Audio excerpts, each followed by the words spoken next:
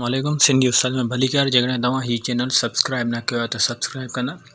अज मां तव्हांखे ॿुधाईंदुमि त तव्हां फेसबुक जी वीडियो कीअं डाउनलोड करे सघंदा। सब खां पहिरियां तव्हां पंहिंजे मोबाइल जे ब्राउज़र में वञो क्रोम में वञी करे तव्हां facebook.com लिखो ऐं उते तव्हां पंहिंजी आईडी हिकु दफ़ो लॉगिन करे छॾियो।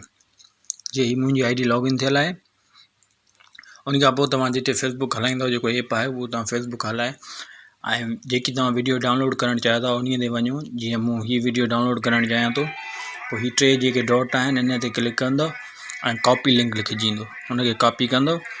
उन खां पोइ तव्हां गूगल क्रोम में वञी करे इहा कॉपी जेकी लिंक कई अथव इहा उते पेस्ट कंदव। पेस्ट करे स्टार्ट ते कंदव। हीअ जीअं खुलंदो पोइ तव्हां वरी साॻी लिंक ते वञो जेकी हीअ मुंहिंजी लिंक आहे इन जे जीअं m.facebook अचे थो m सां गॾु तव्हांखे लिखिणो आहे बेसिक BASIC ऐं उन खां पोइ हिनखे ओपन करिणो आहे। स्टार्ट ते क्लिक करे पोइ वीडियो अची वेंदी हिनखे प्ले ते कंदव क्लिक ऐं जीअं प्ले ते क्लिक कंदव हीअ वीडियो हली वेंदी। पोइ हिन वीडियो ते तव्हां थोरी देरि टैप करे बीहंदव त तव्हांखे हीअ डाउनलोड वीडियो जो ऑप्शन ईंदो ऐं डाउनलोड वीडियो जो ऑप्शन ते तव्हां जीअं क्लिक कंदव तव्हांजी हीअ वीडियो डाउनलोड थियणु शुरू थी वेंदी। जीअं हीअ मुंहिंजी वीडियो डाउनलोड थिए थी ऐं हीअ जीअं पूरी थी वेंदी ऐं तव्हांजी वीडियो फेसबुक जी डाउनलोड थी वेंदी।